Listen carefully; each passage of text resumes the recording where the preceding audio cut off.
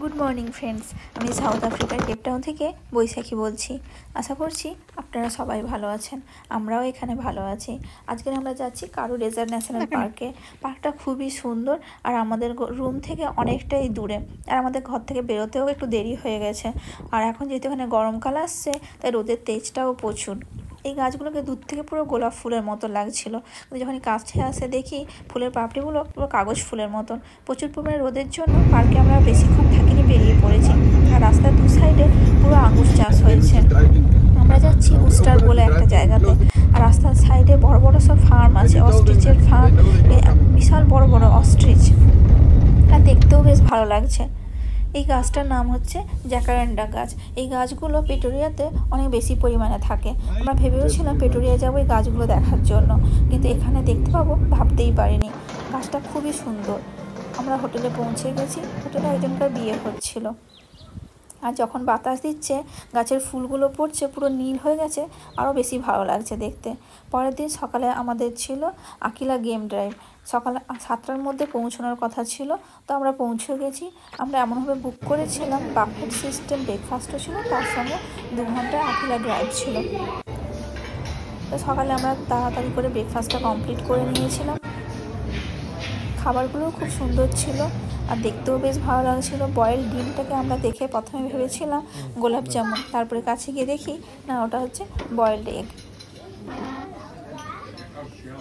আর তার সঙ্গে জুসও ছিল, আমরা জুসও নিয়েছিলাম। আর এখানে কোসিনটা তো খুবই ভালো খেতে। এখানে ব্রেডের জিনিসগুলো খেতে খুবই ভালো, কারণ নিজেরা বানায়, তো তো খেতেও বেশ টেস্টি হয়। যে গাড়ি দাঁড়িয়ে আছে, আমরা বেরিয়ে পড়েছি গেম ড্রাইভের জন্য। গাড়ি স্টার্ট করে দিয়েছে। প্রথমে আমরা একটা অস্ট্রিচ দেখতে পেয়েছি। অস্ট্রিচটা নিজের মতন করে বনের মধ্যে খেলাধুলা করছে।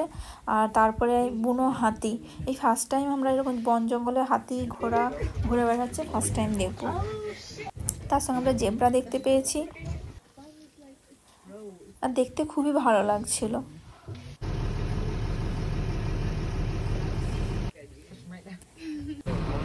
বুনো হরিণ আর এই সিংহটা তো আমরা গাড়িতে গেছি, আমাদের পাশেই শুয়েছিল। আমরা প্রথমে বুঝতেই পারিনি, কারণ সিংহর গায়ের কালার আর মাটির কালার একই, পুরো মিশে গেছে। সিংহকে দূর থেকে দেখে মনে হয় কত পরিমাণে হিংস্র, কিন্তু আমাদের গাড়ির চারপাশে ঘোরাফেরা করছে, মনেই হয় নাকি নিরীহ, কত সুন্দর লাগছে দেখতে, নিজের মতন করে খেলাধুলা করছে। তার সঙ্গে আমরা দেখতে পেয়েছি জলহস্তি। জলহস্তি নাকি ওখানকার যে আমাদের গাইড করছিল, তারা বললো জলহস্তি তো তৃণভোজী, কিন্তু ওরা মানুষকে মেরে ফেলে। তার সঙ্গে আমরা দেখতে পেয়েছি গন্ডার, সবাই নিজেদের মতন করে খেলাধুলা করছে। বুনো মহিষ, এই জেব্রাগুলো এই পথ থেকে ওই পথে চলাফেরা করছে। জায়গাটা খুবই সুন্দর, আর আমাদের 2 ঘন্টার ড্রাইভ ছিল, আর দেখতেও খুব ভালো লাগছিল।